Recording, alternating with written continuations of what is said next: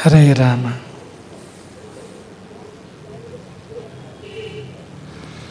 ಗುರುರ್ ಬ್ರಹ್ಮ ಗುರುರ್ ವಿಷ್ಣು ಗುರುರ್ ದೇವೋ ಮಹೇಶ್ವರ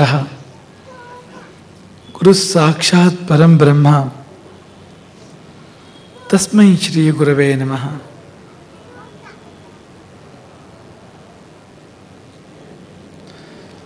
ಆಪದಾಮಪಹರ್ತಾರಂ ದಾತಾರಂ ಸರ್ವಸಂಪದಾಂ ಲೋಕಾಭಿರಾಮಂ ಶ್ರೀರಾಮಂ ಭೂಯೋ ಭೂಯೋ ನಮಾಮ್ಯಹಂ.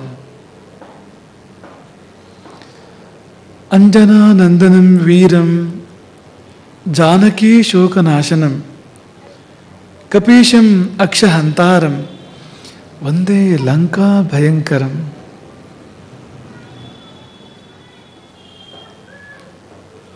ಪ್ರಭು ಶ್ರೀರಾಮಚಂದ್ರನ ಮತ್ತು ಗುರು ಶಂಕರಾಚಾರ್ಯರ ದಿವ್ಯ ಚರಣ ಸನ್ನಿಧಿ ನಮಗೆಲ್ಲ ಒಳಿತು ಮಾಡಲಿ, ನಮ್ಮೆಲ್ಲರ ಮನವನ್ನು ಶುಭ್ರಗೊಳಿಸಲಿ, ಮನೆಯನ್ನು ಸಮೃದ್ಧಗೊಳಿಸಲಿ, ಸಮಾಜವನ್ನು ಸದೃಢಗೊಳಿಸಲಿ ಎನ್ನುವ ಪ್ರಾರ್ಥನೆಯ ಜೊತೆಗೆ ಚಾತುರ್ಮಾಸ್ಯದ ಈ ದಿನದ ಸಂದೇಶಕ್ಕೆ ಉಪಕ್ರಮಿಸ್ತಾ ಇದ್ದೇವೆ. ನಾನೇಕೆ ಹೀಗೆ?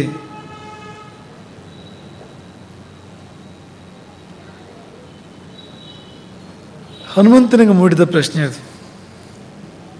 ಕೊರಗಿಯವರು ಈಗಾಗಲೇ ಅದರ ಬಗ್ಗೆ ಕೊಂಚ ಹೇಳಿಬಿಟ್ಟಿದ್ದಾರೆ. ಸೀತೆಯನ್ನು ಕಾಣಬೇಕು ಅಂದರೆ 100 ಯೋಜನ ಸಾಗರವನ್ನು ಹಾರಿ ದಾಟಬೇಕು.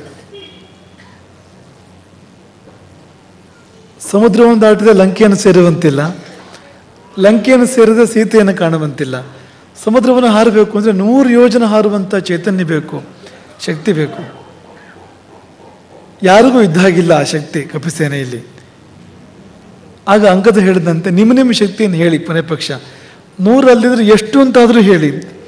ಈಗ ಕೆಲವ್ರದ್ದು ಇರ್ತದೆ, ಮಾಡಿದರೆ ಸಮುದ್ರದಲ್ಲೇ ಸ್ನಾನ ಮಾಡಬೇಕು, ಇಲ್ಲ ಅಂದರೆ ಆಚಮನೂ ಮಾಡೋದಿಲ್ಲ ಅಂತ. ಹಾಗಲ್ಲ, 100 ಅಲ್ಲದಿದ್ದರೆ ಎಷ್ಟು ಅಂತ ಹೇಳೋದು ನಿಮ್ಮದು ಅಂತ. ಒಬ್ಬೊಬ್ಬರು ನಿಮ್ಮ ಶಕ್ತಿಯನ್ನು ಹೇಳಿ ಅಂತ. ಎಲ್ಲ ಕಪಿವೀರರು ತಮ್ಮ ಶಕ್ತಿಯನ್ನು ಹೇಳಿದ್ರಂತೆ. ಒಬ್ಬ 10 ಯೋಜನೆ ಹೇಳಿದ, ಇನ್ನೊಬ್ಬ 20 ಹೇಳಿದ, ಮತ್ತೊಬ್ಬ 30 ಹೇಳಿದ, ಇನ್ನೊಬ್ಬ 40 ಹೇಳಿದ. ಪ್ರಧಾನ ಕಪಿವೀರರು ದಕ್ಷಿಣ ದಿಕ್ಕಿನಲ್ಲಿ ಸೀತೆಯನ್ನು ಹುಡುಕ್ಲಿಕ್ಕೆ ಹೊರಟಿರ್ತಕ್ಕಂಥ ಪ್ರಧಾನ ಕಪಿವೀರರೆಲ್ಲರೂ ಕೂಡ ತಮ್ಮ ಬಲವನ್ನು ಹೇಳಿಬಿಟ್ಟಿದ್ದಾರೆ, ಹೇಳ್ತಾ ಇದ್ದಾರೆ ಒಬ್ಬನಾದ ಮೇಲೆ ಒಬ್ಬ. ಗಜ, ಗಭಯ, ಗವಾಕ್ಷ, ಗಂಧಮಾದರ ಮೊದಲಾದವರು. ಆಗ ಹನುಮಂತನ ಮನಸ್ಸಿನಲ್ಲಿ ಈ ಪ್ರಶ್ನೆ ಮೂಡಿರಬೇಕು ಅಂತ, ನಾನು ಯಾಕೆ ಹೀಗೆ ಅಂತ, ಅವರೆಲ್ಲ ಹಾಗೆ ಅಂತ. ವೃದ್ಧ ಜಾಂಬವಂತ ನಾನು 90 ಯೋಜನೆ ಹಾಕ್ತೇನೆ ಅಂತ ಹೇಳ್ತಾನೆ. ಚಿಕ್ಕವನು ಅಂಗದ, ಹನುಮಂತನಿಗಿಂತ ಚಿಕ್ಕವನು, ಅವನು ನಾನು 100 ಯೋಜನೆ ಹಾರ್ತೇನೆ, ಬರ್ತೇನೋ ಇಲ್ಲೋ ಗೊತ್ತಿಲ್ಲ, ಹಿಂದಿರುಗಿ ಅಂತ ಹೇಳ್ತಾನೆ. ಉಳಿದ ಕಪಿವೀರರುಗಳು 10, 20, 30, 40, 50 ಎಷ್ಟೆಷ್ಟು ಹೇಳ್ತಾ ಇದ್ದಾರೆ. ನಾನು ಎಷ್ಟು ಹೇಳಿದೆ ಅಂತಲೇ ಅರ್ಥ ಆಗಲಿಲ್ವಂತ ಅವನಿಗೆ. ನಂದೆಷ್ಟು ಅಂತ ಅದೇ ಗೊತ್ತಾಗಲಿಲ್ಲ ಅವನಿಗೆ ಅಂತ. ಹಾಗಾಗಿ ಅಂತಹ ವಜ್ರದೇಹಿ ಕೈಲಾಸ ಪರ್ವತದ ಆಕಾರಕ್ಕೆ ಸದೃಶವಾದ ಆಕಾರವನ್ನು ಹೊಂದಿರತಕ್ಕಂಥ ಹನುಮಂತ ಮುದುಗಿ ಕುಳಿತನಂತೆ, ಹುದುಗಿ ಕುಳಿತನಂತೆ, ಅಡಗಿ ಕುಳಿತನಂತೆ. ಆ ಕಪಿಸೇನೆಯ ಮಧ್ಯದಲ್ಲಿ ಯಾರೂ ಕಾಣದೇ ಇರುವ ಒಂದು ಏಕಾಂತವನ್ನು ಹುಡುಕಿ, ಅದೆಂಥ ಏಕಾಂತ, ಲಕ್ಷಾಂತರ ಮಂದಿ ಇರತಕ್ಕಂಥ ಒಂದು ಸೇನೆ ಇದು. ಲಕ್ಷ ಲಕ್ಷ ಕಪಿವೀರರಿದ್ದಾರೆ. ಕಪಿಸೇನೆಯ ಸುಗ್ರೀವನ ವಾನರ ಸೇನೆಯ 3ನೇ ಒಂದು ಭಾಗ ಇದೆ ಅಲ್ಲಿ, ತ್ರಿಭಾಗ ಬಲ ಸಂವೃತ 3ನೇ ಒಂದು ಭಾಗ ಇದೆ. ಲಕ್ಷಾಂತರ ಕಪಿವೀರರಿದ್ದಾರೆ. ಅಂತಹ ಲೋಕಾಂತದ ಮಧ್ಯದಲ್ಲಿ ಒಂದು ಏಕಾಂತವನ್ನು ಹುಡುಕಿ ಯಾರಾದರೂ ತನ್ನನ್ನು ಹುಡುಕಿ ಬಿಟ್ರೆ ಅಂತ, ನಿಂದೆಷ್ಟು ಅಂತ ಯಾರಾದರೂ ಕೇಳಿಬಿಟ್ರೆ ಅಂತ. ಈಗ ಪಂದು ರಸುಗೆ ನಂದು 1 ಲಕ್ಷ, ನಂದು 5 ಲಕ್ಷ, ನಂದು 50,000, 30,000 ಅಂತ ಹೇಳ್ತಾ ಇರುವಾಗ ಯಾರಾದರೂ ಒಬ್ಬ ಬಡವಾದರೂ ತೊಂದರೆ ಇಲ್ಲ, ಬಡವನಿಗೆ ಒಂದು 500 ಹೇಳ್ತಾನೆ, 1000 ತನಗೆ ಎಷ್ಟು ಅಂತ ಗೊತ್ತಿರ್ತದೆ. ಹನುಮಂತನ ಕಥೆ ಅಂತ ತಂದು ಎಷ್ಟು ಅಂತಲೇ ಗೊತ್ತಿಲ್ಲ ಅವನಿಗೆ. ನನ್ನ ಯಾರಾದರೂ ಕೇಳಿಬಿಟ್ರೆ ಅಂತ. ಹಾಗಾಗಿ ಸಭೆಯಲ್ಲಿ ಯಾರಿಗೂ ಕಾಣದ ಹಾಗೆ ಅಡಗಿ ಕುಳಿತನಂತೆ. ಏಕಾಂತಮಾಶ್ರಿತ್ಯ ಸುಖೋಪವಿಷ್ಟಂ ವಾಲ್ಮೀಕಿಗಳು ಹೇಳ್ತಾರೆ. ಏಕಾಂತವನ್ನು ಆಶ್ರಯಿಸಿ ಸುಖವಾಗಿ ಕುಳಿತಿದ್ದಾನೆ. ಸುಖವಾಗಿ ಅಂದರೆ ನಿಜವಾಗಿ ಸುಖವಾಗಿ ಅಲ್ಲ, ಅದು ಜನರ ಕಣ್ಣೆದುರು ಇರೋದು ಬಹಳ ದುಃಖ ಅವನಿಗೆ.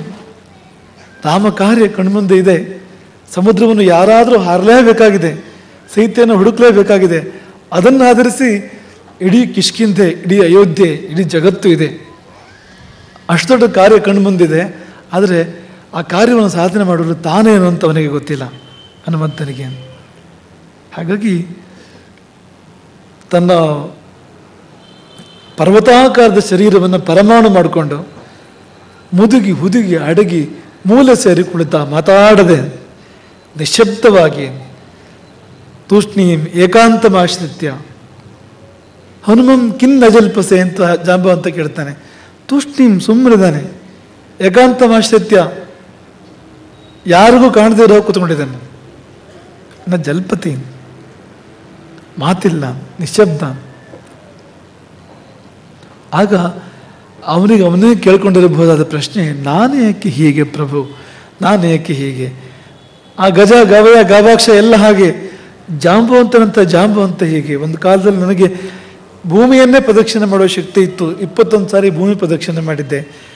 ತ್ರಿವಿಕ್ರಮನಂತ ತ್ರಿವಿಕ್ರಮನನ್ನೇ ಸುತ್ತು ಬಂದಿದ್ದೆ ನಾನು. ಆದರೆ ಇವತ್ತು ಅಷ್ಟಿಲ್ಲ, ಎಷ್ಟು ಇಲ್ಲ ಅಂತಲ್ಲ, 90 ಯೋಜನೆ ಹಾರಬಲ್ಲೆ ಈಗಲೂ ಕೂಡ ಅಂತ ಜಾಂಬವಂತ ಹೇಳ್ತಾನೆ. ಹನುಮಂತನದು ಶಬ್ದ ಇಲ್ಲ.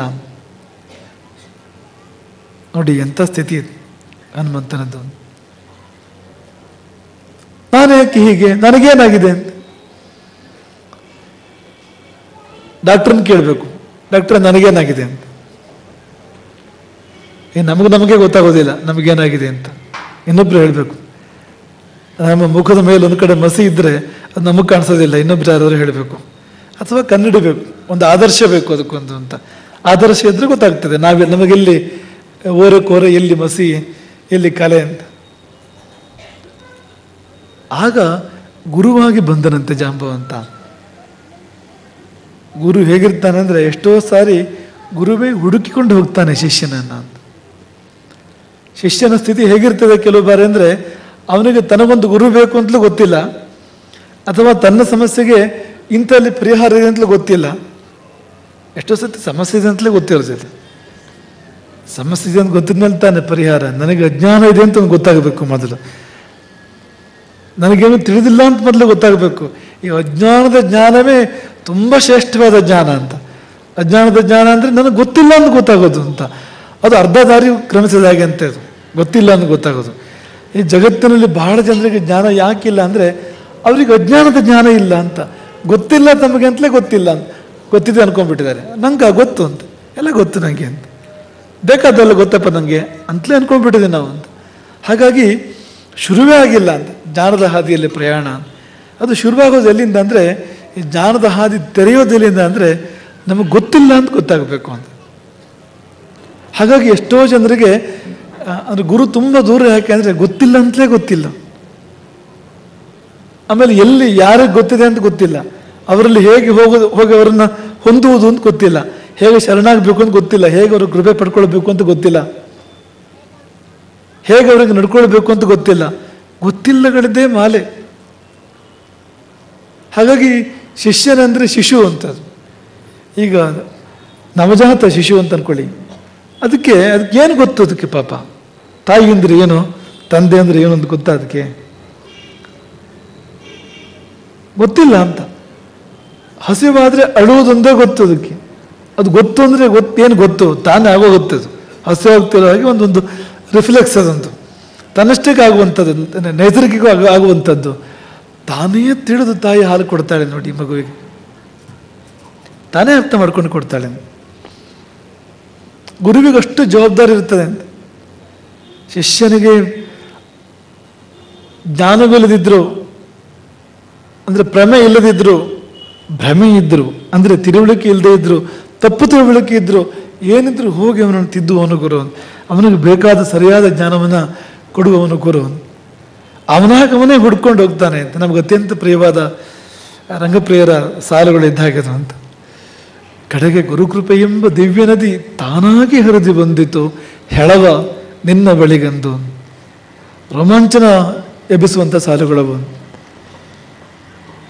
ಮರುಭೂಮಿಯಲ್ಲಿ ನಾವು ಬಸವಳಿದು ಬಿದ್ದಿದ್ದಾಗ ನಾವು ಜೀವಗಳು ಭವದ ಮರುಭೂಮಿಯಲ್ಲಿ ಅಲೆದಲೆದು ಬಳಲಿದೆಯೋ, ಆ ಮರುಭೂಮಿಯಲ್ಲಿ ನೀರಲ್ಲಿ ಅಂತ ಹುಡುಕಿ ಬಳಲುವ ಹಾಗೆ ಈ ಸಂಸಾರದ ಮರುಭೂಮಿಯಲ್ಲಿ ಸುಖ ಎಲ್ಲಿ, ನೆಮ್ಮದಿಯಲ್ಲಿ ಅಂತ ಹುಡುಕಿ ಹುಡುಕಿ ಸಿಗದೆ ತೊಳಲಿ ಬಳಲಿ ಬೆಂಡಾಗಿ ಮಾಯ ಭರದಲ್ಲಿ ಎಸೆದ ಮುಪ್ಪುರಿಯ ಬಲೆಯೊಳಗೆ. ಆ ಬಳಲಿ ಬೆಂಡಾಗಿದ್ದ ಸಾಲದೆ ಮಾಯ ಎಸೆದ ಬಲೆಯಲ್ಲಿ ಸಿಲುಕಿದೆ ನಾವು. ಮುಪ್ಪುರಿಯ ಬಲೆ, 3 ಹುರಿಗಳು ಸೇರಿರ್ತಕ್ಕಂಥ ಸತ್ವ ರಜಸ ತಮಸ್ಸು ಎನ್ನುವ 3 ಗುಣಗಳು ಸೇರಿರ್ತಕ್ಕಂಥ ಮಾಯೆಯ ಬಲೆಯಲ್ಲಿ ಸಿಲುಕಿ ನೀ ಬಲ ಹುಡುಗಿ ಕುಸಿದು ಬೀಳುತ್ತೀರೆ. ಕಡೆಗೇನಾಯ್ತು? ಅದೃಷ್ಟ ಇದ್ದರೆ, ಭಾಗ್ಯ ಇದ್ದರೆ, ಎಂದೋ ಮಾಡಿದ ಪುಣ್ಯ ಇದ್ದರೆ, ಕಡೆಗೆ ಗುರುಕೃಪೆ ಎಂಬ ದಿವ್ಯ ನದಿ ತಾನಾಗಿ ಹರಿದು ಬಂದಿತ್ತು ಹೆಳವ.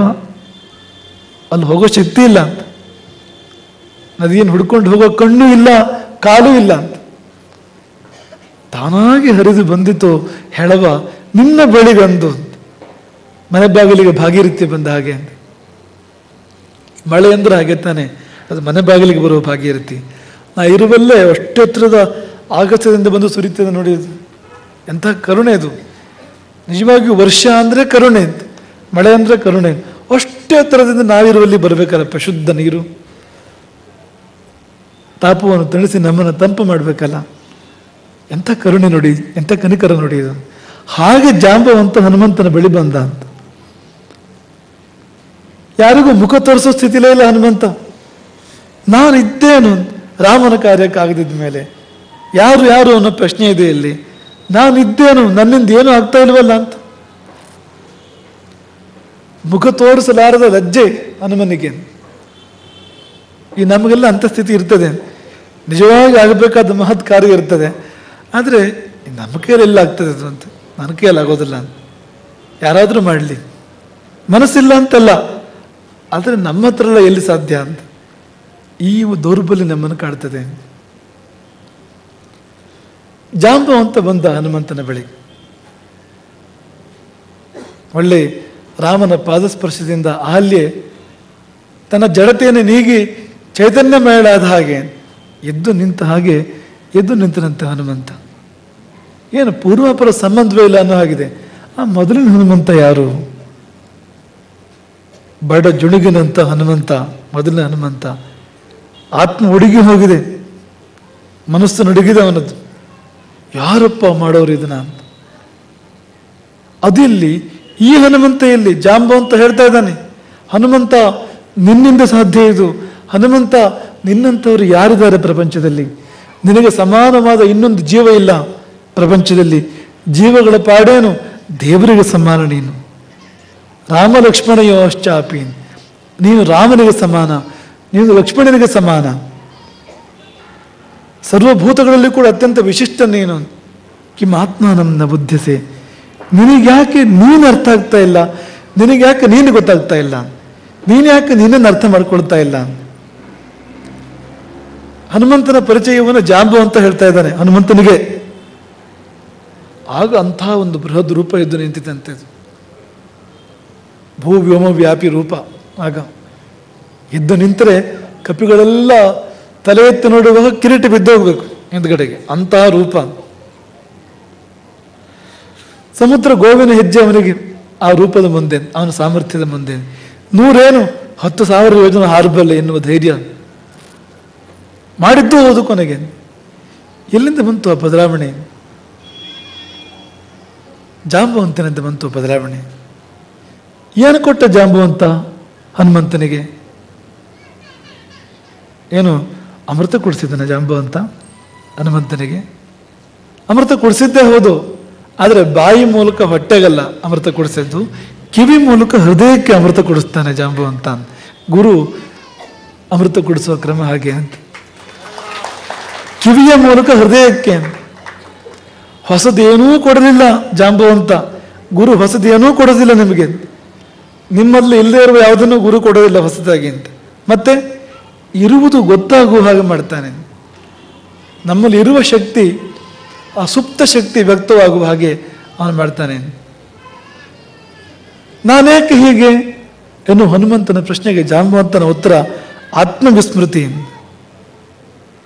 ನೀನು ಮೈ ಮರೆತೆ ಅಲ್ಲ, ಆತ್ಮವನ್ನೇ ಮರೆತಿದೆಯಾ ನೀನು. ನಿನ್ನ ಮರೆತೆ. ನಿನ್ನ ಶಕ್ತಿ ನಿನಗೆ ಗೊತ್ತಿಲ್ಲ, ನಿನ್ನ ಯೋಗ್ಯತೆ ನನಗೆ ಗೊತ್ತಿಲ್ಲ. ಏನು ಕೊಟ್ಟ ಅಂದರೆ ಜ್ಞಾನವನ್ನು ಕೊಟ್ಟ ಜಾಂಬವಂತ. ಯಾವ ಜ್ಞಾನ ಅಂದರೆ ಪರಜ್ಞಾನ ಅಲ್ಲ. ಜಾಂಬವಂತ ಹನುಮಂತನಿಗೆ ಅಂಗದನ ಬಗ್ಗೆ ಪರಿಚಯ ಮಾಡಿಕೊಡ್ತಾ ಇಲ್ಲ, ವಿಭೀಷಣನ ಬಗ್ಗೆ ಪರಿಚಯ ಮಾಡಿಕೊಡ್ತಾ ಇಲ್ಲ, ಸುಗ್ರೀವನ ಬಗ್ಗೆ ಮಾಡಿಕೊಡ್ತಾ ಇಲ್ಲ, ಹೋಗಲಿ ರಾಮನ ಪರಿಚಯವನ್ನೂ ಮಾಡಿಕೊಡ್ತಾ ಇಲ್ಲ ಜಾಂಬವಂತ. ಜಾಂಬವಂತ ಕೊಟ್ಟ ಜ್ಞಾನ ಆತ್ಮಜ್ಞಾನ. ಹನುಮಂತನಿಗೆ ಕೊಟ್ಟಿದ್ದು ಅವನ ತಿಳುವಳಿಕೆ, ಅವನ ಬಗ್ಗೆ ಅವನಿಗೆ ಗೊತ್ತಾಗುವಾಗ ಮಾಡ್ತಾನೆ. ಅದೇ ಗುರು ಮಾಡುವಂಥದ್ದು. ಹೊಸದೇನು ಕೊಡದೆ ಇರುವುದೇ ನಮಗೆ ಗೊತ್ತಿಲ್ಲದೆ ಇರುವಂಥದ್ದು, ಮರೆತು ಹೋಗಿರುವಂಥದ್ದು, ಅದು ಗೊತ್ತಾಗುವ ಹಾಗೆ ಮಾಡ್ತಾನಲ್ಲ, ಎದೆ ಒಳಗೆ ದೀಪ ಹಚ್ಚಿತಾನಲ್ಲ, ಅದು ಗುರು ಅಂತ. ಜಾಂಬವಂತ ಅಂದರೆ ಗುರು. ರಾಮಾಯಣದಲ್ಲಿ ಹನುಮನಿಗೆ ಗುರು ಅವನು ಜಾಂಬವಂತ. ಆದರೆ ಹಾಗೆಲ್ಲೂ ಹನುಮಂತನೂ ಹೇಳಿಲ್ಲ, ಜಾಂಬವಂತನೂ ಹೇಳಿಲ್ಲ, ಇಬ್ಬರು ಹೇಳ್ಕೊಂಡಿಲ್ಲ. ಇಬ್ಬರು ಅಷ್ಟು ದೊಡ್ಡವರು ಅವರು ಅಂತ ಹೇಳಿ ಏನಾಗಬೇಕಾಗಿದೆ. ನನ್ನೊಳಗೆ ನನಗೆ ಗೊತ್ತು, ನಿನ್ನೊಳಗೆ ನಿನಗೆ ಗೊತ್ತು, ಸಾಕ್ತಾನೆ. ಜಾಂಬವಂತನಿಗೆ ಯಾವ ಒಂದು ಬಿರುದು ಬಾವಲೆಗಳು ಬೇಡ ಅವನಿಗೆ. ಅವನನ್ನು ಯಾರೂ ಗುರುತಿಸ್ಬೇಕು ಅಂತಿಲ್ಲ ಅವನಿಗೆ. ಅವನೆಲ್ಲ ಮೂಲ ಸೇರಿ ಇರ್ತಾನೆ ಜಾಂಬವಂತ. ಆದರೆ ಯಾರನ್ನು ಮುಂದೆ ತರಬೇಕೋ ಅವರನ್ನು ಮುಂದೆ ತರ್ತಾನೆ ಜಾಂಬವಂತ. ಕುರ್ಗಿವರ್ಧನ ಬಹಳ ಸೂಕ್ತವಾಗಿ ಹೇಳಿದರು. ಆ ತರುಣ ಶಕ್ತಿಯನ್ನು ಮುಂದೆ ತರ್ತಾನೆ ವೃದ್ಧ ಜಾಂಬವಂತ. ಈ ಎಷ್ಟೋ ಸತಿ ವೃದ್ಧರು ಗೊಣಗ್ತಾ ಮೂಲೆ ಸೇರ್ತಾರೆ, ಒಂದು ನಮ್ಮ ಕಾಲ ಇತ್ತು ಹೇಗೆ ಅಂತ. ಈ ಹುಡುಗರು ಏನು ಪ್ರಯೋಜನ ಅದರಿಂದ? ದೂರದಲ್ಲಿ ಗೊಣಗುತ್ತಾ ಬಾಳುವ ಬಾಳಿಗೆ ಏನು ಬೆಲೆ? ಕಗ್ಗದ ಕವಿ ಹೇಳ್ತಾರೆ, ದೂರದಲ್ಲಿ ಗೊಣಗುತ್ತಾ ಬಾಳುವ ಬಾಳಿಗೆ ಏನು ಬೆಲೆ ಅಂತ. ಅದಕ್ಕೆ ಏನು ಬೆಲೆ ಇದೆ? ಅದಕ್ಕೆ ಏನು ಅರ್ಥ ಇದೆ? ಅದಕ್ಕೆ ಅಂಥವನ್ನಲ್ಲ ಜಾಂಬವಂತ. ಎಲ್ಲೋ ದೂರದಲ್ಲಿ ಗೊಣಗೋದಕ್ಕಿಂತ ಹನುಮಂತನ ಕಿವಿಯಲ್ಲಿ ಗೊಣಗಿದ್ದನಂತೆ. ಉಪದೇಶ ಮಾಡಿದ ಹನುಮಂತನ ಕಿವಿಯಲ್ಲಿ, ನೀನೇನು, ನೀನು ಎಷ್ಟು, ನೀನು ಯಾಕೆ ಅಂತ. ಆ ನಾನೇಕೆ ಹೀಗೆ ಅನ್ನೋದನ್ನು ಬೇರೆ ಅರ್ಥ ಇಲ್ಲ ಜಾಂಬವಂತ ಹನುಮಂತನಿಗೆ ಹೇಳ್ತಾನೆ. ಹನುಮಂತ ಯೋಚನೆ ಮಾಡು, ನಾನೇಕೆ ಹೀಗೆ ಅಂತ. ಇಂಥ ಶಕ್ತಿ ನಿನಗಿದೆ. ಎಂಥ ಶಕ್ತಿ ಅಂದರೆ ಗರುಡನ 2 ರೆಕ್ಕೆಗಳಿಗೆ ಯಾವ ಶಕ್ತಿ ಇದೆಯೋ ಅದಕ್ಕೆ ಮಿಗಿಲಾದ ಶಕ್ತಿ ನನ್ನ 2 ಭುಜಗಳಿಗಿದೆ. ವಾಯುದೇವನಿಗೆ ಯಾವ ವೇಗವಿದೆಯೋ ಅದಕ್ಕೆ ಮಿಗಿಲಾದ ವೇಗ ನಿನ್ನ ಊರುಗಳಿಗಿದೆ, ನಿನ್ನ ಪಾದಗಳಿಗಿದೆ. ವಿಶಿಷ್ಟಂ ಸರ್ವಭೂತೇಶು ಕಿಮಾತ್ಮಾನಂ ನ ಬುದ್ಧತೆ. ಯಾರಿಗೂ ಕೊಡದಿರುವ ಶಕ್ತಿಯನ್ನು ದೇವರು ನಿನಗೆ ಕೊಟ್ಟಿದ್ದಾನೆ. ಆಲೋಚನೆ ಮಾಡು, ಯಾಕೆ? ನಿನಗೆ ಯಾಕೆ? ನಾನೇ ಯಾಕೆ ಹೀಗೆ? ಇನ್ನು ಯಾರಿಗೂ ಇಲ್ಲದಿರೋ ಶಕ್ತಿಯನ್ನು ಯಾಕೆ ಕೊಟ್ಟ? ಅವನೇ ಕೊಟ್ಟಿದ್ದು ನಿನಗೆ, ರಾಮನೇ ಕೊಟ್ಟಿದ್ದು. ಯಾಕೆ ಕೊಟ್ಟ? ಅವನಿಗೆ ಸಮರ್ಪಣೆ ಮಾಡಲಿಕ್ಕೆ. ನೀ ನಿತ್ಯ ಬಾಳ್ ನಿನ್ನ ಅರ್ಚನೆಗೆ, ಕೆರೆಯ ನೀರನ್ನು ಕೆರೆಗೆ ಚೆಲ್ಲಿ ಅಲ್ಲಿಗೆ ಸಮರ್ಪಣೆ ಮಾಡಲಿಕ್ಕೋಸ್ಕರ ಇರುವಂಥದ್ದು. ಯಾರು ಕೊಟ್ಟರು ಅವ್ರಿಗೆ ಕೊಡು, ಆಗ್ತಾನೆ ಲೋಕದಲ್ಲಿ ಕ್ರಮ. ನಿನಗೆ ಯಾರು ಸಾಲ ಕೊಟ್ಟರು ಅವ್ರಿಗೆ ನೀನು ಹಿಂದಿರುಗಿ ತಗೊಂಡೋಗಿ ಕೊಡಬೇಕು. ಅದನ್ನು ಇನ್ನೊಬ್ಬರಿಗೆ ಕೊಡೋಕೆ ಸಾಧ್ಯ ಇಲ್ಲ, ಋಣ ತೀರೋದಿಲ್ಲ ಅಂತ. ಅಲ್ಲಿಗೆ ಕೊಡಬೇಕು, ಋಣ ಅದು. ಸಮರ್ಪಣೆ ಮಾಡು ಅಲ್ಲಿಗೆ ಅಂತ. ಆ ನಾನೇಕೆ ಹೀಗೆ ಅನ್ನೋ ಪ್ರಶ್ನೆಯನ್ನು ನವೀನವಾಗಿ ಎಬ್ಬಿಸಿ ಉತ್ತರ ಕೊಡ್ತಾನೆ ಜಾಂಬವಂತ ಹನುಮಂತನಿಗೆ. ಇದು ನೀನು, ಮತ್ತು ಇದಕ್ಕಾಗಿ ನೀನು ಹುಟ್ಟಿದ್ದೆ ರಾಮನಿಗಾಗಿ, ಸೀತೆಗಾಗಿ, ರಾಮ ಕಾರ್ಯಕ್ಕಾಗಿ. ನಿನ್ನಿಂದ ರಾಮ ಸೇವೆಯ ಮೂಲಕ ವಿಶ್ವ ಕಲ್ಯಾಣ, ವಿಶ್ವಮಂಗಲ. ಹಾಗಾಗಿ ನಿನಗೆ ಹಿಂದೆ ಮುಂದೆ ಯೋಚನೆ ಮಾಡಲಿಕ್ಕೆ ಅವಕಾಶ ಇಲ್ಲ. ಹಾರು ಸಮುದ್ರವನ್ನು, ಲಂಘಯಿಸುವ ಮಹಾರಣವಂ, ಮಹಾಸಮುದ್ರವನ್ನು ಹಾರು. ನೋಡಿ, ಗುರು ಹೇಗಿರ್ತಾನೆ ಅಂದರೆ ಹೀಗಿರ್ತಾನೆ. ಶಿಷ್ಯ ಹೇಗಿರ್ತಾನೆ ಅಂದರೆ, ಗುರು ಸಮುದ್ರ ಹಾರು ಅಂದರೆ ಹಾರೇ ಬಿಟ್ಟನಂತವನು. ಶಿಷ್ಯ ಆಗಿರಬೇಕು ಅಂತ. ಶಾಸನಕ್ಕೆ ಒಳಪಡುವವನು ಶಿಷ್ಯ. ಎಷ್ಟೋ ಸತಿ ನಿಮ್ಮ ಮುಂದೆ ನಾವು ಅದನ್ನು ಹೇಳಿದ್ದೇವೆ. ಅನುಶಿಷ್ಟವನ್ನು ಧಾತು ಅದು. ಶಿಷ್ಯ ಅಂದರೆ ಶಾಸನಕ್ಕೆ ಒಳಪಡುವವನು, ಗುರುವಿನ ಶಾಸನಕ್ಕೆ ಒಳಪಡುವವನು. ಅವನು ಕೇಳಬೇಕು. ಶಿಷ್ಯ ಅಂದ್ರೆ ಏನು? ಕೇಳಬೇಕು. ಕೇಳಬೇಕು ಅಂದ್ರೇನು? ಕೇಳಿ ತಿಳ್ಕೊಳ್ಬೇಕು ಅಂತ. ಶಿಷ್ಯ ಅಂದರೆ ಕಿವಿ ಅಂತ, ಕೇಳಬೇಕು ಅವನು ಅಂತ. ಗುರುವಿನ ಕಡೆಯಿಂದ ಶುಭವನ್ನು ಕೇಳಬೇಕು, ತತ್ವವನ್ನು ಕೇಳಬೇಕು. ಅಷ್ಟೇ ಅಲ್ಲ, ಗುರುವಿನ ಮಾತನ್ನು ಕೇಳಬೇಕು ಅವನು ಅಂತ. ಆ ಕೇಳಬೇಕು ಅನ್ನೋದಕ್ಕೆ 2 ಅರ್ಥ ಅಂತ. ಕೇಳಬೇಕು ಅಂದ್ರೆ ಕೇಳಿಸ್ಕೊಳ್ಬೇಕು ಅಂತ, ಕೇಳಬೇಕು ಅಂದರೆ ಪಾಲಿಸ್ಬೇಕು, ಮಾತು ಕೇಳಬೇಕು ಅಂದರೆ ಆ ಅರ್ಥ ಕೂಡ ಇದೆ ಅದಕ್ಕೆ ಅಂತ. ಇಲ್ಲದಿದ್ದರೆ ದೇವರು 2 ಕಿವಿಗಳನ್ನು ಕೊಟ್ಟಿದ್ದು ಯಾಕೆ ಅಂದರೆ, ಈ ಕಿವಿಯಿಂದ ಕೇಳಿ ಈ ಕಿವಿಯಿಂದ ಬಿಡಲಿಕ್ಕೆ ಏನು ಪ್ರಯೋಜನ ಹೇಳಿ? ಖಂಡಿತ ಅಲ್ಲ. ಅದು ಏನಾದ್ರು ಬೇಡದಿರೋದು ಕೇಳಿದ್ರೆ ಈ ಕಿವಿಯಿಂದ ಕೇಳಿ ಈ ಕಿವಿಯಿಂದ ಬಿಡಬೇಕು. ಬೇಕಾದ್ದನ್ನು ಕೇಳಿದರೆ ಕೇಳೋ ಕ್ರಮ ಹೇಗೆ ಅಂದರೆ ಎರಡೂ ಕಿವಿಯಿಂದ ಕೇಳಿ ಹೃದಯಕ್ಕೆ ಇಳಿಸ್ಕೊಳ್ಬೇಕು ಅದನ್ನು ಅಂತ. ಎರಡೂ ಕಡೆಯಿಂದ ಕೇಳಬೇಕು. ಎರಡೂ ಕಿವಿ ಥರದ್ದು ಕೇಳಿ ಹೃದಯ. ನೀವು ಎರಡು ಕಿವಿಯಲ್ಲಿ ಕೇಳ್ತಿದ್ರೆ ಅಪಾಯ ಇರೋದು ಅಂತ. ಎರಡೂ ಕಿವಿಯಲ್ಲಿ ಕೇಳ್ತಾ ಇದ್ರೆ ಆಗ ಒಂದು ಕಿವಿಯಿಂದ ಹೊಕ್ಕು ಇನ್ನೊಂದು ಕಿವಿಯಿಂದ ಹೊರಡಲಿಕ್ಕೆ ಅವಕಾಶವೇ ಇಲ್ಲ. ಆ ಕಡೆ ಕೆಲಸ ಆಗ್ತಾ ಇದೆ, ಆ ಕಡೆಯಿಂದ ಒಳಗೆ ಬರ್ತಾ ಇದೆಯಲ್ಲ. ಹಾಗಾಗಿ ಈ ಕಿವಿಯಿಂದ ಹೊಕ್ಕು ಆ ಕಿವಿಯಿಂದ ಹೋಗ್ಲಿಕ್ಕೆ ಅವಕಾಶ ಇಲ್ಲ. ನೀವು ಅರ್ಧ ಶ್ರದ್ಧೆಯಿಂದ ಕೇಳ್ತಾ ಇರ್ತೀರಲ್ಲ, ಒಂದು ಕಿವಿಯಿಂದ ಕೇಳ್ತಾ ಇರ್ತೀರಲ್ಲ, ಅಂಥದ್ದು ಮಾತ್ರ ಇನ್ನೊಂದು ಕಿವಿಯಿಂದ ಹೋಗ್ಬಿಡ್ತದೆ ಅಂತ. ಎರಡೂ ಕಿವಿಯಿಂದ ಕೇಳಿದ್ದು ಯಾವುದು ಹೊರಗೆ ಹೋಗೋದಿಲ್ಲ. ಎರಡೂ ಕಿವಿಯಿಂದ ಒಳ ಬಂದು ಎದೆಗೆ ಇಳಿತದೆ ಅದು ಅಂತ, ಅಥವಾ ಮೆದುಳಿಗೆ ಹೋಗ್ತದೆ ಅಂತ. ಎರಡೂ ಕಿವಿ ನಡುವೆ ಮೆದುಳು ತಾನೇ ಇರುವಂಥದ್ದು ಅಂತ, ಅಲ್ಲಿಗೆ ಹೋಗ್ತದೆ ಅಂತ, ಮಹಾ ಮಸ್ತಿಷ್ಕಕ್ಕೆ ಹೋಗ್ತದೆ ಅಂತ.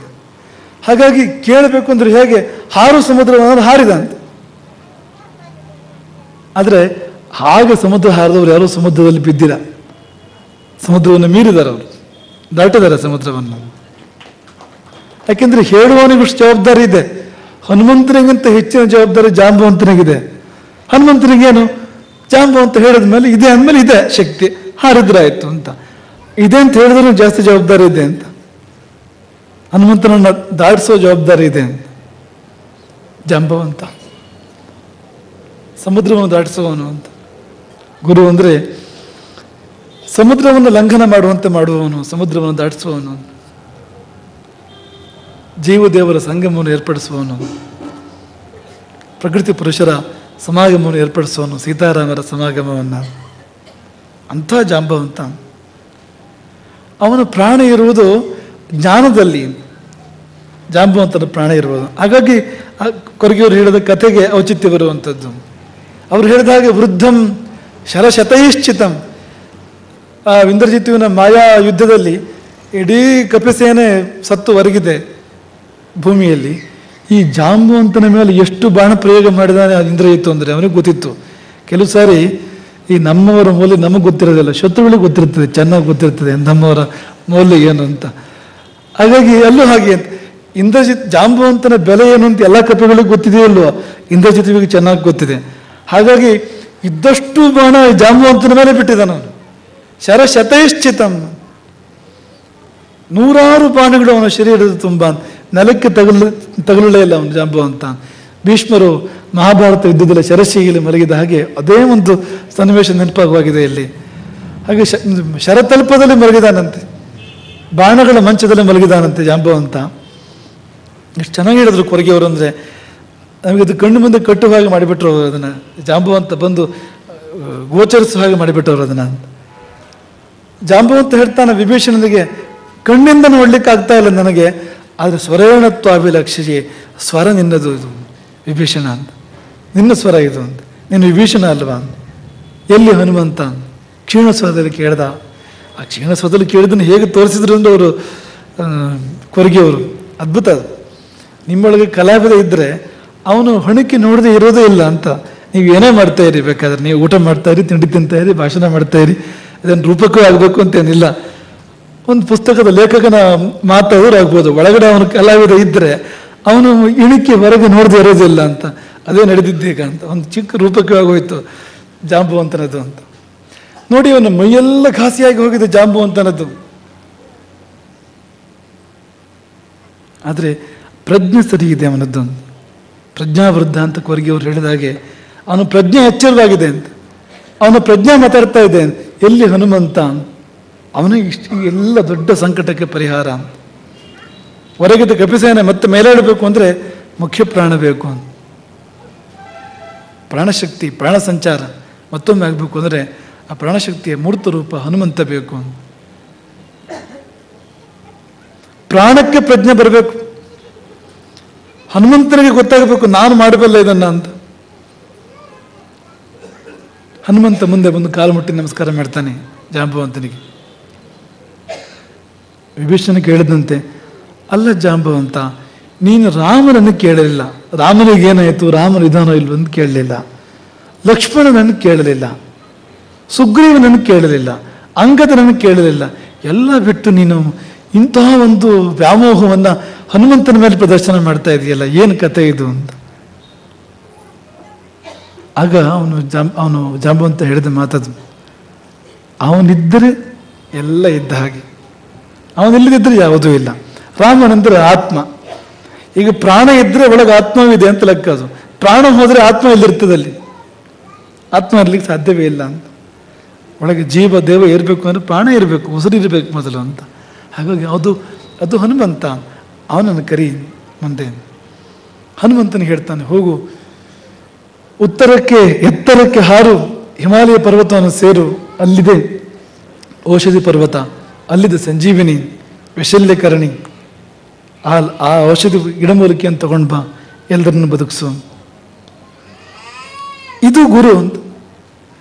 ಇಡೀ ಸಮಾಜ ಹೊರಗಿದೆ ಅಂತ.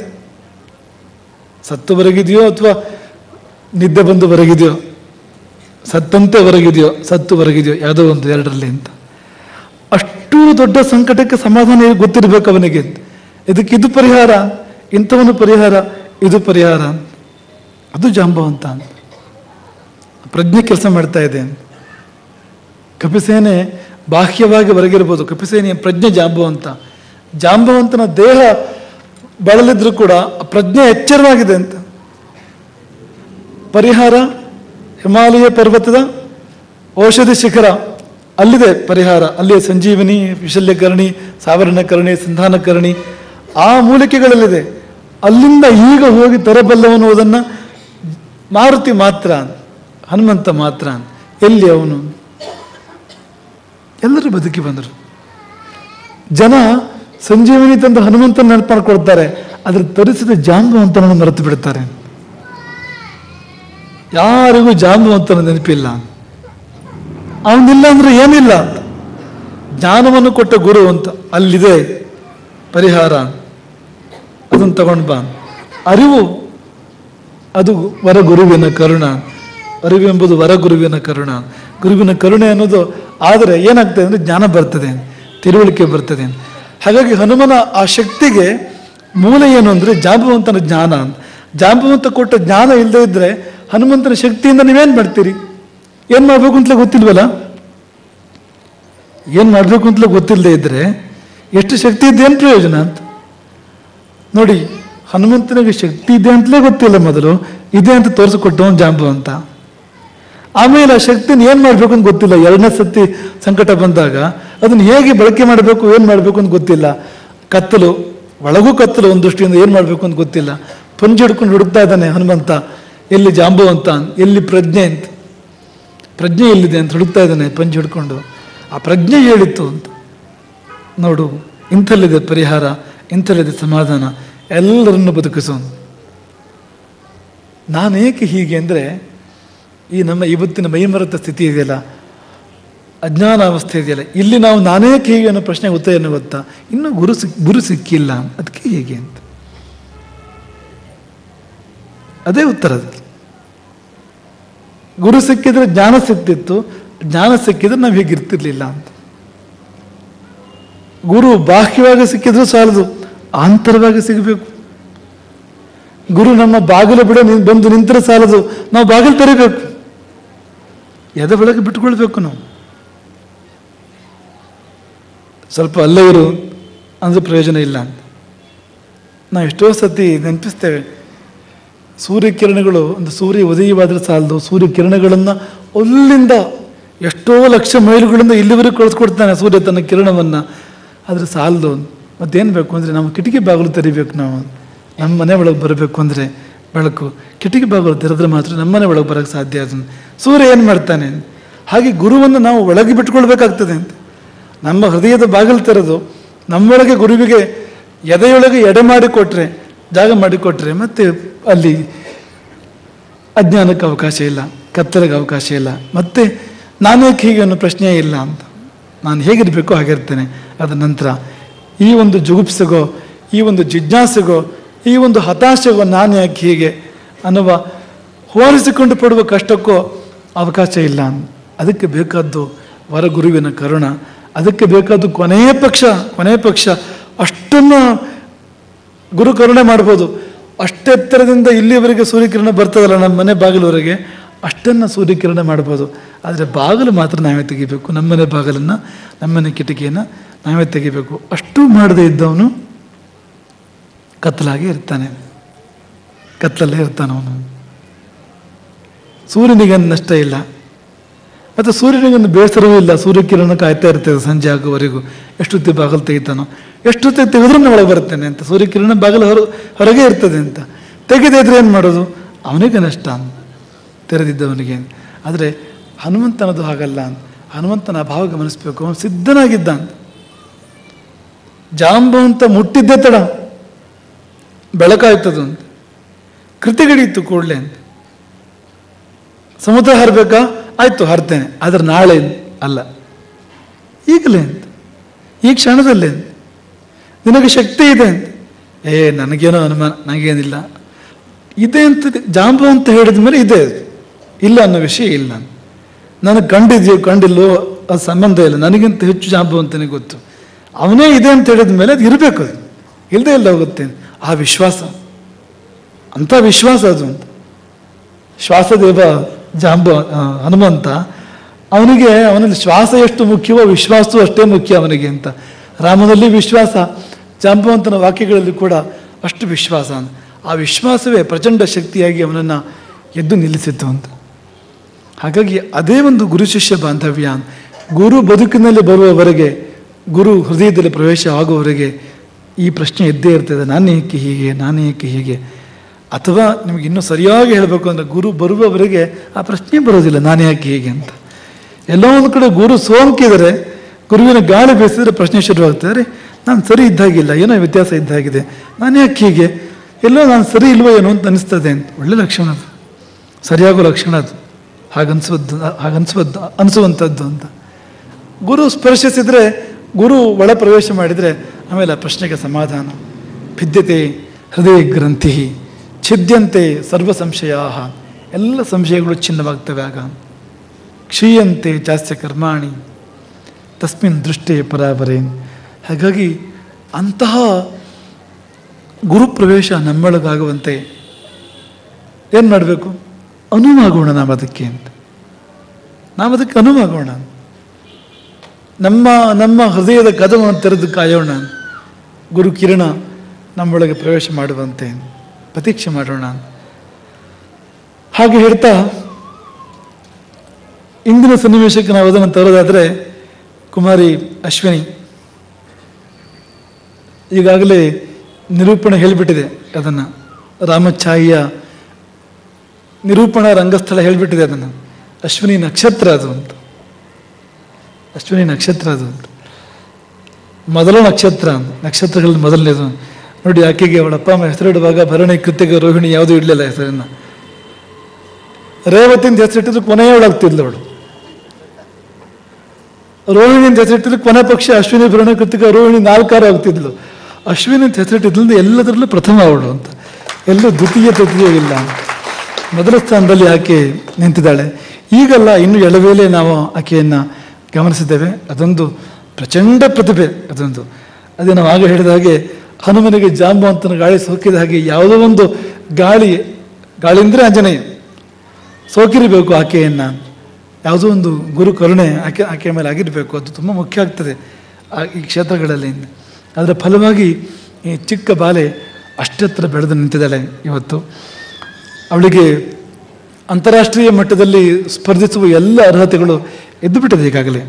ಎದ್ದುಬಿಟ್ಟಿದೆ ಅಂದರೆ ಅದು ಸಹಜವಾಗೇ ಇದೆ, ಇರುವುದು ಮಾತ್ರ ಅಲ್ಲ, ಈವರೆಗಿನ ಸಾಧನೆಗಳು ಅವಳು ಇನ್ನೂ ತುಂಬ ಹೆಚ್ಚಿನದಕ್ಕೆ ಅರ್ಹಳು ಅನ್ನೋದನ್ನು ತೋರಿಸಿದೆ. ಆಕೆಗೆ ನಮ್ಮ ಆಶೀರ್ವಾದಗಳು ಮತ್ತು ನಿಮ್ಮ ಹರಕೆ, ನಿಮ್ಮೆಲ್ಲರ ಹರಕೆ ಆಕೆಯ ಜೊತೆಲಿರಬೇಕು. ಆಕೆ ಹೇಳಿದ್ದು, ನಾನು ಒಂದೇ ವಾಕ್ಯ ಹೇಳಿ ಮುಗಿಸ್ಬಿಟ್ಳು, ನಾನು ಸೈನಾ ನೆಹ್ವಾಲ್ ಆಗಬೇಕು ಅಂತ. ಒಂಚೂರು ಮುಂದೋಗಿ ಹೇಳೋಣ, ಸೈನಾ ನೆಹ್ವಾಲಿಗೆ ಇವಳನ್ನು ನೋಡಿ ಹೆಮ್ಮೆ ಆಗೋಗಾಗಬೇಕು ಅಂತ. ಏಕೆಯನ್ನು ನೋಡಿ ಅಂತ ಒಂದು ಪ್ರಚಂಡ ಸಾಧನೆ ಅವಳ ಕಡೆಯಿಂದ ಆಗುವಲ್ಲಿ ಇಡೀ ಸಮಾಜದ ಆಶೀರ್ವಾದ, ಸಮಸ್ತ ಸಮಾಜದ ಆಶೀರ್ವಾದ ಆಕೆಯ ಮೇಲಿದೆ. ಮತ್ತು ಗುರುಕರುಣೆ, ಗುರುಕೃಪೆ ಸಂಪೂರ್ಣವಾಗಿ ಆಕೆಯ ಮೇಲಿದೆ.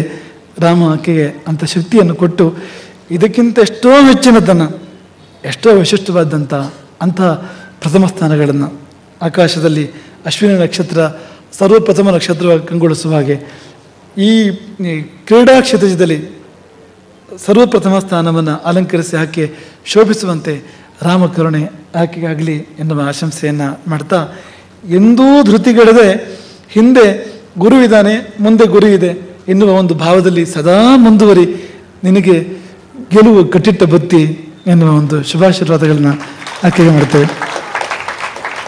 ಹಾಗೆ ಸಹನ ಸಂಗೀತ ಸಾಧನೆ ಆಕೆದು. ಇಷ್ಟು ಚಿಕ್ಕ ವಯಸ್ಸಿನಲ್ಲಿ ಆಕೆ ಕೂಡ ಸಂಗೀತದಲ್ಲಿ ಬಹಳ ಬಹಳ ಹಿರಿದಾದ ಸಾಧನೆಯನ್ನು ಮಾಡಿದ್ದಾಳೆ. ಆಕೆಯನ್ನು ಕೂಡ ಹಾಗೆ ಕೆಲವು ವರ್ಷಗಳ ಹಿಂದೆಯೇ ಅದನ್ನು ಮೊಳಕೆಯಿಡುವ ಕಾಲದಲ್ಲಿ ನಾವು ಅದನ್ನು ಆಕೆಯನ್ನು ಗಮನಿಸಿದ್ದೇವೆ. ತುಂಬ ಹೆಮ್ಮೆ ಅನ್ನಿಸ್ತದೆ ಆಕೆಯ ಸಾಧನೆ ಬಗ್ಗೆ. ಇನ್ನು ಅವಳು ಈ ವರ್ಷ 10ನೇ ತರಗತಿ ಹಾಗೆ ನೆನಪು. ನಾವು ಯಾವಾಗಲೂ ಹೇಳೋದು ಆ ತರಗತಿ ಬಹಳ ಮುಖ್ಯವಾದ್ದು ಅಂತ. ಎಷ್ಟು ತರಗತಿ ಅಂದರೆ 10 ಅಂತ. ಹಾಗಂದರೆ ಮೇಲೆ ಮೇಲೆ 10 ಅಂತ, ಮೇಲೆ ಮೇಲೆ ಏರು ಅಂತ. ಆ ಶಬ್ದವೇ ಇನ್ನು ಮೇಲೆ ಏರೋದಕ್ಕೆ ಒಂದು ಪ್ರೇರಣೆ ಕೊಡುವಂಥ ಶಬ್ದ ಅಂತ. ಅವಳಿಗೂ ಕೂಡ ಪೀಠದ ಹೃದಯಾಂತರದ ಆಶೀರ್ವಾದಗಳು, ಭಾರತದ ಅಥವಾ ಜಗತ್ತಿನ ಗಾನ ಕೋಗಿಲೆಯಾಗಿ ಆಕೆ ಕಂಗೊಳಿಸಲಿ. ಜಗತ್ತಿನ ಎಲ್ಲರ ಕಿವಿಗಳಲ್ಲಿ ಆಕೆಯ ಗಾನ ಸುದ್ದೆ ತುಂಬಿ ತುಳುಕಲಿ ಮತ್ತು ತುಂಬ ತುಂಬ ಸಾಧನೆಯನ್ನು ಸಂಗೀತ ಕ್ಷೇತ್ರದಲ್ಲಿ ಮಾಡುವಂತೆ ಆಕೆಗೆ ಅಂಥ ಕಾರುಣ್ಯವನ್ನು ಶ್ರೀರಾಮ ಆಕೆಯ ಕಡೆಗೆ ಬೀರಲಿ. ಇಂಥ ಪ್ರತಿಭೆಗಳು ಜನರ ಕಣ್ಮುಂದೆ ಬರಬೇಕು, ಜನರ ಕಿವಿ ಒಳಗಿರಬೇಕು. ಈ ಹೊಸತನ ಸಮಾಜವೇ ಪುನರ್ನಾಮ ಆಗ್ತದೆ ಅವರ ಮೂಲಕವಾಗಿ. ಈ ಮಕ್ಕಳ ಮೂಲಕವಾಗಿ ಸಮಾಜವೇ ಮತ್ತೆ ಹೊಸದಾಗ್ತದೆ. ಇಂಥವರ ಮೂಲಕವಾಗಿ ನಾವು ಹಿರಿಯರು ಅಂತ ಏನಿದ್ದೇವೆ, ನಮಗೆ ಮತ್ತೆ ಬಾಲ್ಯ ಬರ್ತದೆ, ಮತ್ತೆ ಇವನು ಬರ್ತದೆ. ಹಾಗಾಗಿ ಇವರ ಮೂಲಕ ನಾವು ಮತ್ತೆ ಚಿಗುರೋಣ. ಇಡೀ ಸಮಾಜ ಅಂಥವರ ಮೂಲಕ ಮತ್ತೆ ಚಿಗುರಿ ನಡೆಸಲಿ ಎನ್ನುವ ಆಶಂಸೆ ಮಾಡ್ತಾ ಆಕೆಗೆ ಮನದಾಳದ ಆಶೀರ್ವಾದಗಳನ್ನು ಹೇಳ್ತೇವೆ. ಕೃತಿ ಜಾಂಬವಂತ ಲೋಕಾರ್ಪಣೆಗೊಂಡಿದೆ. ಕೊರಗಿಯವರು ನಿಮ್ಗದನ್ನು ಓದಲೇಬೇಕು ಅಂತ ಅನ್ಸುವಾಗ ಮಾಡಿದ್ದಾರೆ. ಓದಲೇಬೇಕು ಅಂತ ಮಾತ್ರ ಅಲ್ಲ, ಒಂದು ರೂಪಕ್ಕಾಗಿದ್ರೆ ನೋಡ್ಬೋದು ಅಂತ ಅನ್ಸೋಷ್ಟು ಕೂಡ ಮಾಡಿಬಿಟ್ಟಿದ್ದಾರೆ ಕೊರಗಿಯವರು. ಅದನ್ನು ಕೊರಗಿಯವರಿಗೂ ಮತ್ತು ಭಾರತೀಯ ಪ್ರಕಾಶನಕ್ಕೂ ಹೃದಯಾಂತರಾಳದ ಕ್ಷೇಮಾಕಾಂಕ್ಷೆಗಳು, ಶುಭಾಕಾಂಕ್ಷೆಗಳು. ಹಾಗೆ ಬತ್ತಿ ಸಮರ್ಪಣೆ ಆಗಿದೆ ಇವತ್ತು. ಗಿರಿನಗರ ವಲಯದ ಕಡೆಯಿಂದ ಬತ್ತಿ ಸಮರ್ಪಣೆ ಆಗಿದೆ. ತುಂಬ ಸಂತೋಷ. ಯಾವತ್ತೂ ಈ ಬತ್ತಿ ಅಂದರೆ ನಮಗೊಂಥರ ಹೃದಯ ಮಿಡಿತದೆ. ಯಾಕೆಂದರೆ ಎಷ್ಟು ಸತ್ತು ನಾವು ಹೇಳಿದ ವಿಷಯವೇ ಅದು. ತುಂಬ ಒಳಗೆ ಹೋಗಿ ಸಲ್ಲುವಂಥ ಸೇವೆ ಅದು. ಸೀದಾ ರಾಮದೇವರ ಮಂಟಪದ ಮೇಲೆ ಏರುವಂಥ ಸೇವೆ ಅದು. ಕೆಲವು ಹೊಸ್ತರಲ್ಲಿ, ಕೆಲವು ಬಾಗಿಲಲ್ಲಿ, ಕೆಲವು ಮೆಟ್ಲಲ್ಲಿ ನಿಂತು ಬಿಡ್ತೇವೆ ಸೇವೆಗಳು, ಕೆಲವು ವೇದಿಕೆಯಲ್ಲಿ ಹೀಗೆ ನಿಂತು ಬಿಡ್ತೇವೆ. ಆದರೆ ಇದು ಹೋಗಿ ಹೋಗಿ ಹೋಗಿ ರಾಮೋತ್ಸಂಗವನ್ನೇ ಏರ್ತದೆ ಅಂತೆ. ಇಲ್ಲಿ ಮಾತ್ರ ಅಲ್ಲ, ಅಲ್ಲಿ ರಾಮದೇವರ ಮಂಟಪವನ್ನು ಏರಿ ರಾಮದೇವರ ಮುಖಮಂಡಲದ ಮುಂದೆ ದೀಪವಾಗಿ ಅದು ಕಂಗೊಳಿಸ್ತದೆ ಅಂತ. ಅಷ್ಟೆಲ್ಲ ಅರ್ಹತೆ ಆ ಬತ್ತಿಗಿದೆ. ಬತ್ತಿ ಅಂತ ಸುಮ್ಮನೆ ಅಂತ ಅಂದ್ಕೊಳ್ಬೇಡಿ, ಅಷ್ಟು ದೊಡ್ಡದದು, ಅಷ್ಟು ಹಿರಿದಾದದ್ದು. ಮಾತೆಯರು ಆ ಸೇವೆಯನ್ನು ಮಾಡಿದ್ದಾರೆ. ಒಂದು ಹೆಜ್ಜೆ ಮುಂದೆ ಮಾತೆಯರು ಗಿರಿನಗರ ವಲಯದ ಬರದಿದ್ದಾಗ ಕರೆಯದೇ ಬರುವ ಕಾರ್ಯಕರ್ತರು, ನಾವು ಹಾಗೆ ಹೇಳೋದು ಒಳ್ಳೆಯದವ್ರನ್ನ, ಕರೆದಾಗ ಬರುವ ಅನ್ನೋದನ್ನು ತಿದ್ದುಬಿಟ್ಟಿದ್ದಾರೆ ಇವತ್ತು ಗಿರಿನಗರ ವಲಯದವರು. ಕರೆಯದೇ ಬರುವ ಕಾರ್ಯಕರ್ತರು ಅಂತ. ಪುರುಷರು 48 ಆದರೆ ಸ್ತ್ರೀಯರು 50, ಮಾತೆಯರು 50, 2 ಜಾಸ್ತಿ ನಾವು ಅಂತ. ನಿಜವಾಗಿ ಇದಕ್ಕಿಂತಲೂ ಸಂಖ್ಯೆ ಜಾಸ್ತಿ ಇದೆ. ಅದು ನಮಗದು ಚೆನ್ನಾಗಿ ಗೊತ್ತಿದೆ. ಅದು ಗೊತ್ತಾಗ್ತದೆ. ಒಂದೇನಾದ್ರು ಸಣ್ಣ ಸ್ಪಂದ ಆದರೆ, ಸಣ್ಣ ಕಂಪಾದರೆ, ಒಂದು ಸಣ್ಣ ಸಂಶಯ ಬಂದರೆ ಯಾರು ಕರೆಯೋದು ಬೇಡ, ಯಾರು ಹೇಳೋದು ಬೇಡ. ಈ ಮಠದ ಬಾಗಿಲಲ್ಲಿ 1000 ಜನ ಇರ್ತಾರೆ, 2000 ಜನ ಇರ್ತಾರೆ, 500 ಜನ ಇರ್ತಾರೆ, ಎಲ್ಲಿಂದ ಬರ್ತಾರೆ ಅವರೆಲ್ಲರೂ ಕೂಡ ಅಂತ. ಏನು ಆಗಿರಬೇಕು ಅಂತಿಲ್ಲ, ಒಂದು ಸಣ್ಣ ಸಂದೇಹ ಬಂದ್ರೆ ಸಾಕು, ಏನಾದ್ರು ಆಗಿದೆಯೇ ಏನೋ ಅಂತ ಬಂದ್ಬಿಡ್ತಾರೆ ಅಂತ ಕೂಡಲೇ ಅಂತ. ಹಾಗಾಗಿ ಸೇವೆ ಮಾಡಿದ ಗಿರಿನಗರ ಮತ್ತು ವರ್ತೂರು ವಲಯಗಳು, ಎರಡೂ ವಲಯಗಳು ತುಂಬ ಒಳ್ಳೆ ಕೆಲಸ ಮಾಡ್ತಾ ಇದ್ದೇವೆ. ವರ್ತೂರು ವಲಯ ಕೂಡ ತುಂಬ ಸಂತೋಷ ಆಯಿತು. ಅವರ ಸಾಧನೆ ಸಣ್ಣದಲ್ಲ, ಹಿಡಿದಾದದ್ದು. ಚಂದ್ರಶೇಖರ್ ತುಂಬ ವಿನೀತ, ಹೇಳುವಾಗ ಅವನು ಭಾಳ ವಿನಯ ಅವನು ತುಂಬಿಕೊಂಡಿತ್ತು. ಆದರೆ ಕೆಲಸ ಚಿಕ್ಕದಲ್ಲ, ಕೆಲಸ ತುಂಬ ನಡೆದಿದೆ. ಎರಡೂ ವಲಯಗಳನ್ನು ಹರಿಸ್ತಾ ಪುಟ್ಟ ಪುಟ್ಟ ಪುಸ್ತಕಗಳನ್ನು ಪುಟ್ಟ ಪುಟ್ಟ ಮಕ್ಕಳಿಗೆ ದೊಡ್ಡ ಸಂಖ್ಯೆಯಲ್ಲಿ ಕೊಟ್ಟ ಕಾಕುಂಜೆ ಕೇಶವ ಭಟ್ ಅವರನ್ನು ಆಶೀರ್ವದಿಸ್ತಾ, ಇಂದು ಒಳ್ಳೆ ಶನಿವಾರ, ಶುಭ ಶನಿವಾರ. ಎಂದು ಯಾವ ವಾರೂ ಅಶುಭ ಅಲ್ಲ, ಎಲ್ಲ ವಾರೂ ಶುಭವೇ. ಈ ಶನಿ ಅಂದ್ರೆ ಸ್ವಲ್ಪ ಹೆದರಿಕೆ ಆಗ್ತದೆ ಎಲ್ಲರೂ ಕೂಡ. ಶನಿ ಅಂದರೆ ಪಾಪಗ್ರಹ, ಏನು ಪೀಡೆ ಕೊಡ್ತಾನೆ, ಏನು ದುಃಖ ಕೊಡ್ತಾನೆ ಅಂತ. ಏನಿಲ್ಲ ನೋಡಿ, ಶನಿವಾರ ಅದರಲ್ಲೂ 2ನೇ ಶನಿವಾರ ಅಂತ ಆಗ್ಬಿಟ್ರಂತೂ ಶನಿ ಎಷ್ಟು ಒಳ್ಳೇದು ಮಾಡ್ತಾನೆ, ಸೀದಾ ಮಠಕ್ಕೆ ಹೋಗೋ ಥರ ಮಾಡ್ತಾನೆ ಶನಿ ಅಂತ. ನೇರ ಗುರುವಿನ ಹತ್ರ ಕಳಿಸ್ಕೊಡ್ತಾನೆ ಶನಿ ಅಂತ. ಎಂಥ ನಿಜವಾಗಿ ಜೀವನದಲ್ಲಿ ಕೂಡ ಹೌದು ಅಂತ. ಈ ಗುರುವಿನ ಹತ್ರ ತುಂಬ ಜನ ಹೋಗೋದು ಯಾವಾಗ ಅಂದರೆ ಜೀವನದಲ್ಲಿ ಶನಿ ಬಂದಾಗ ಹೇಳ್ದೆ ಕೇಳಿದೆ ಗುರುವಿನ ಹತ್ರ ಹೋಗ್ಬಿಡ್ತಾರೆ ಅಂತ, ತಾನಾಗಿ ಹೋಗ್ಬಿಡ್ತಾರೆ ಅಂತ. ಇದಕ್ಕೆ ಬರೇ ತಮಾಷೆ ಅಲ್ಲ, ಇದು ಮರ್ಮ, ಇದು ಬದುಕಿನ ಮರ್ಮ. ಇದು ದುಃಖಗಳು ಯಾಕೆ ಬರ್ತವೆ ಅಂದರೆ ದೇವರ ಕಡೆ ನಮ್ಮನ್ನು ತಿರುಗಿಸಲಿಕ್ಕೋಸ್ಕರವಾಗಿ ಬರ್ತವೆ. ಸಂಸಾರ ನಿಸ್ಸಾರ, ಸಾರದಿರುವುದು ಅವನ ಚರಣದಲ್ಲಿ ತೋರಿಸ್ಕೊಡ್ಲಿಕ್ಕೆ ಬರುವಂಥದ್ದು ಅವುಗಳು. ಹಾಗಾಗಿ ಈಗ ಸಂಪ್ರದಾಯಗಳು ಕೂಡ ಬಾಡಿಕೆ ಇದೆ, ಶನಿ ಕಾಟಕ್ಕೆ ಗುರು ಪರಿಹಾರ ಅಂತ.